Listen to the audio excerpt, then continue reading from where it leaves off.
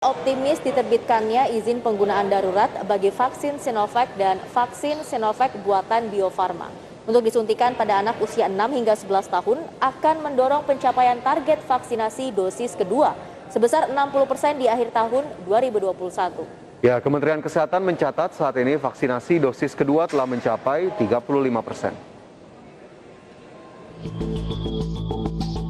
Kementerian Kesehatan menyambut baik diterbitkannya izin penggunaan darurat atau Emergency Use Authorization bagi vaksin Sinovac dan vaksin Sinovac buatan Bio Farma untuk disuntikan pada anak usia 6 hingga 11 tahun. Hal tersebut diyakini akan mendorong pencapaian target vaksinasi dosis kedua sebesar 60% di akhir tahun 2021.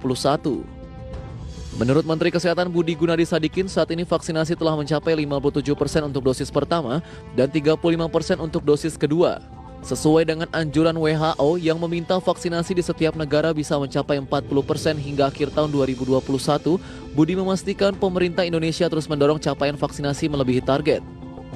Vaksinasi dosis pertama sudah 119 juta orang atau 57%, yang sudah lengkap dosis pertama dan dosis kedua ada 73,8 juta orang atau 35%. Dengan laju seperti ini diharapkan bahwa di akhir tahun kita bisa sampai 290 sampai 300 juta suntikan, di mana dosis pertamanya perhitungan kami bisa 168 juta orang atau 80,9%, yang lengkap dosis 2 adalah 123 juta orang atau 59%. Kementerian Kesehatan memastikan stok vaksin yang saat ini ada di provinsi, kota, dan kabupaten di Indonesia sebanyak 241 juta dosis dan telah disuntikan sebanyak 194 juta dosis.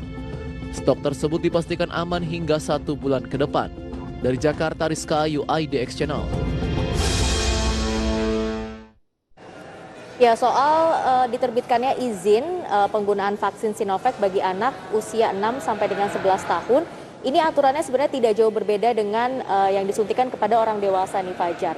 Dosisnya kurang lebih sama, kemudian dari suntikan pertama ke suntikan kedua jaraknya itu sekitar 28 hari sampai dengan 1 bulan, kemudian tidak boleh disuntikan kepada anak yang sedang menjalani kemoterapi atau mengidap kanker, kemudian juga tidak boleh disuntikan kepada anak-anak yang memang memiliki penyakit autoimun, Fajar. Oke. Kenapa kemudian ini menjadi begitu penting? Karena memang anak-anak tingkat interaksinya tinggi, terutama dengan orang tua begitu ataupun dengan kakek dan neneknya begitu misalkan di rumah, sehingga akhirnya dikhawatirkan jika memang tidak divaksin begitu ya, anak-anak bisa menjadi carrier dari vaksin sehingga justru menularkan, karena anak-anak sebetulnya kondisinya badannya cenderung lebih kuat ya, Mang ya. Tapi memang agar kemudian menekan penularan sekaligus memberikan tambahan perlindungan bagi anak-anak, terutama bagi mereka yang sudah mulai melakukan pembelajaran tatap muka di sekolah.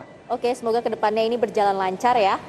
Dan kita harapkan memang nanti bisa semuanya mendapatkan vaksinasi dengan nyaman dan juga cepat begitu ya, tidak di lama-lama lagi.